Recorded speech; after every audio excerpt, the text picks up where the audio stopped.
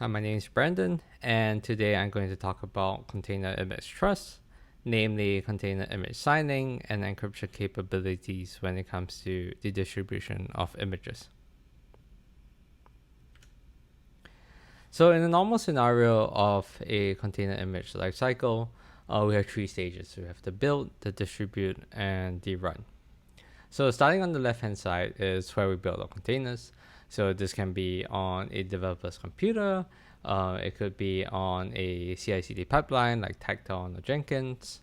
And what eventually comes out of this stage is a container image. And so the natural next step is to take this image and distribute it. And this is done by uploading it to a registry or multiple registries. And finally, all images eventually will want to be run. And so at the run stage of this, image is downloaded, unpacked, and run by a runtime, be it Docker, Podman, Kubernetes runtimes like Containerd and CRI-O. So let's take a look at the distribution part of this ecosystem and lifecycle. So more often than not, we want to make our images accessible. So this means uploading it to commonly used registries such as Docker Hub, and possibly registries across different geographical locations. So now that we have an image in multiple registries, the question is, what if one of the registries is compromised or perhaps untrusted? So in this case, example like that I like to go back to is the case of Docker Hub a while back, where it was hacked and user information was leaked, and this meant that certain images were compromised. Right. So the question is, how do we guarantee trust and security properties of container images? Right. This is the main scenario that we will be talking about. But in addition to that, we can also approach this from a compliance perspective. For example, how do I show compliance and auditing for registries that I don't even own? So let's start with what are the properties that we want out of a container image. So first of all, we want integrity. How do I know my images have not been tampered with? And second, we want confidentiality, which is how do I know whether the content of my image has not been accessed by an unauthorized personnel. Right?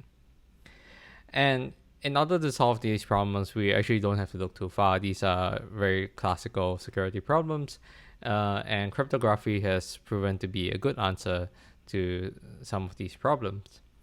And so for container images, we've taken a similar approach, where first to ensure integrity, we cryptographically sign container images and verify them in the runtime. And to ensure confidentiality, we can do encryption of the images and then decrypt them at runtime.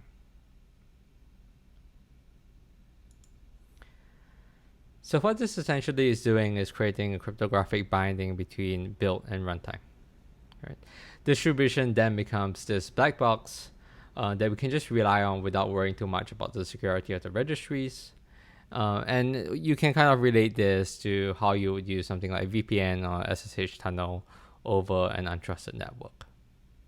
So in this case, when we are building the image, we sign and encrypt the image, container images, and then during the runtime, we verify and decrypt them, and therefore we ensure the security of the images through this cryptographic binding. So let's talk a little bit more about specific technologies, starting with image signing. So in image signing, what we're really out to do is to ensure that the image has not been tampered with from build to runtime. And so how this is done is by taking the manifesto image. So over here is an example of what the OCI image manifest may look like. And by taking the hash of the manifest and then using a private key to cryptographically sign it, we end up with a signature.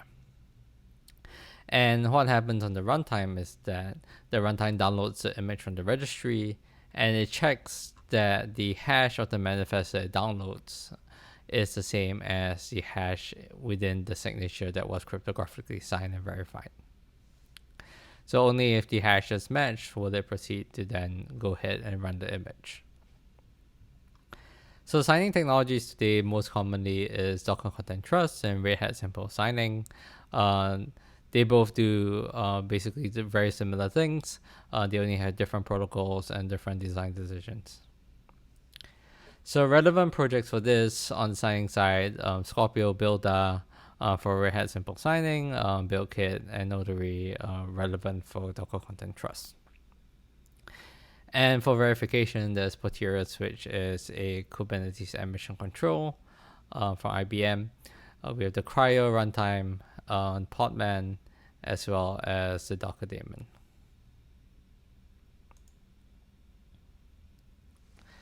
Next up, we have image encryption. So image encryption is based on the OCI image spec. So very similar blob we have here, the OCI image manifest. But what's happening here is we want to be able to protect the content of the image.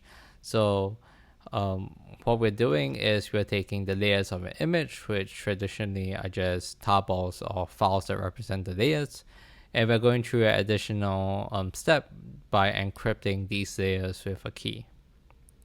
So what happens is the image layer blobs that make up the layers are now encrypted, and they can only be decrypted if the appropriate key is present during the runtime. So this way, after the image is built, even if the registry is compromised, the image is still encrypted. So relevant projects for this is the Containerd runtime, Cryo runtime, and for encrypting images, we have Builder and Scorpio.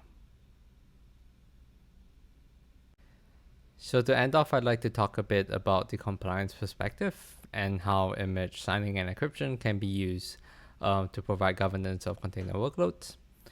And so we've been talking about the build stage and the run stage. And we're going to see how if you have a more complex environment, such as multiple DevOps pipeline with different requirements and runtimes in different regions and different compliance requirements, that you can create governance through signing and encryption. So the first example here is we want to be able to make the statement such as, for example, if a EU cluster should only run GDPR approved applications. So the way we can achieve this is we can imagine on the build side, we have multiple pipelines.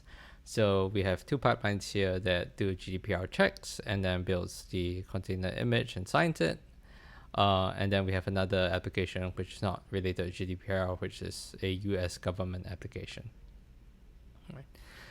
So by configuring the GDPR pipelines to sign an image with the GDPR key at the end of the pipeline, and configuring the EU cluster to say that it should only run images signed by this particular key, we can create this policy. And another example is if we want to make a statement such as government applications could only run on FedRAMP clusters. FedRAMP is a US cloud certification for government agencies. And so the idea here is that if we had a government application which was sensitive or had certain export control requirements where it shouldn't be able to run on clusters which are not FedRAMP certified, we can encrypt the container image with the FedRAMP key. And by making only the FedRAMP key accessible to FedRAMP clusters, we ensure that the image will not be able to be run on the EU cluster, for example. And so by taking a combination of these, we can kind of combine these policies together and create governance over the container workloads. And so this is just one example of how signing and encryption can be used to provide more interesting governance and compliance constructs. And so I'd be curious to see, what are some other requirements in terms of compliance, what are people thinking about regarding governance of their container workloads. Thank you.